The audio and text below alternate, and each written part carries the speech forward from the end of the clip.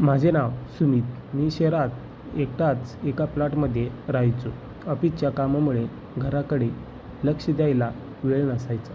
त्यामुळे मला घरकामासाठी कोणाची तरी गरज होती. एका दिवशी दरवाजाची बेल वाजली. बाहेर एक साधारण विस्लीत मुलगी उभी होती. साधी सुती साडी, केसाची वेणी आणि चेहऱ्यावर एक प्रकारचा प्रजल्लपण.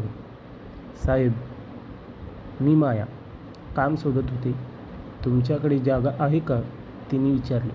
तिचा आवाज खूप नम्र होता. मी तिला कामावर ठेवलं. माया रोज सकाळी वेळेवर यायची.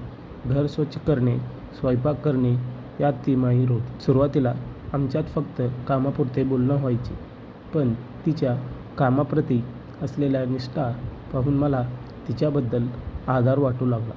एका दिवशी ऑफिसमध्ये खूप काम असल्यामुळे मला यायला उशीर झाला. बाहेर जोराचा पाऊस पडत होता. मी घरी पोचलो तेव्हा पाहिले की माया अजून तिथेच आहे. ती बाहेर जाण्यासाठी पावसाच्या थांबण्याची वाट पाहत होती. "तू अजून गेली नाहीस?" मी विचारलं. "पाऊस खूप आहे साहेब आणि बसही मिळत नाही," ती घाबरत म्हणाली. मी तिला चहा दिली आणि सोफ्यावर बसायला सांगितलं.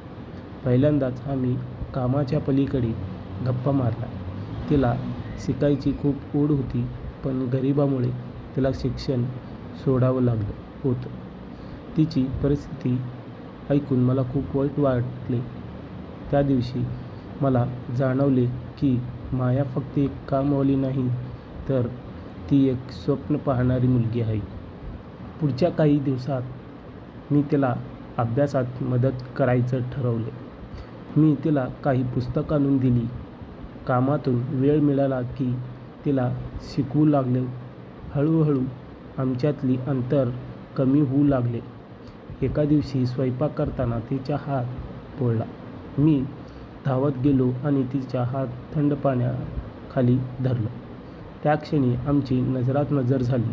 तिच्या डोळ्यात एक वेगळीच चमक होती. तो स्पर्श खूप काही सांगून गेला.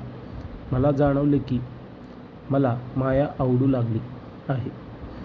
ती फक्त माझ्या घरची काळजी घेत नव्हती, तर नकळत माझ्या मनाची काळजी घेऊ लागली होती. माया आता फक्त कामासाठी येत नव्हती, तर आम्ही एकमेकांचे सोबती झाले होतो. सुट्टीच्या दिवशी आम्ही सोबत चित्रपट पाहायचो किंवा गप्पा मारत बसायचो. ती खूप छान गाणी गायची. तिचे गाणे ऐकताना मी भान हरपून जायचो. एका दिवशी मी तिला विचारलो, "माया, तुला कधी वाटत नाही का की तुझं आयुष्य वेगळं असावं?" तिने माझ्याकडे पाहिलं आणि म्हटली, "साहेब, गरिबांना स्वप्न पाहण्याचा अधिकार नसतो असं वाटायचं. पण तुमच्यामुळे आता वाटतंय की मीही काहीतरी करू शकते." तिच्या माझ्यावर असलेला विश्वास पाहून मी ठरवले की मी तिला कायमची साथ देईन. आमच्या नात्याबद्दल जेव्हा शेजाऱ्यांना समजलं तेव्हा लोक कुजबुजू लागले. एका कामाला येणाऱ्या मुलीसोबत लग्न असे टोमणे मला ऐकू येऊ लागले. पण मला याची पर्वा नव्हती. माझ्यासाठी मन आणि तिचे कष्ट महत्त्वाचे होते. मी मायाच्या घरी गेलो. तिच्या आई-वडिलांशी बोललो. त्यांना सुरुवातीला विश्वासच बसला नाही, पण माझ्या प्रामाणिकता पाहून त्यांनी होकार दिला. मायाच्या डोळ्यात आनंदाचे अश्रू होते.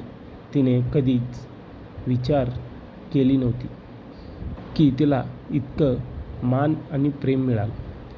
आम्ही साध्या पद्धतीने लग्न केलं. आज माया माझ्या घरची कामवाली नाही, तर मालकीण आहे. तिने तिचे अर्धवट राहिलेली शिक्षण पूर्ण केली आणि आता ती एका शाळेत शिक्षिका आहे. आमच्या घरच्या भिंती आजही त्याच्या आहेत, पण त्यामध्ये आता फक्त काम नाही, तर प्रेम आणि आदराचा सुगंध दरवळतो. समाजाने काही म्हटले यापेक्षा आम्ही एकमेकांसाठी काय आहोत हेच आमच्यासाठी महत्त्वाचे होते. तर कथा आवडली असेल तर लाईक करा आणि सबस्क्राईबर करा. तर असेच नवीन नवीन व्हिडिओ तुमच्यासमोर मी आणत राहीन. जय महाराष्ट्र.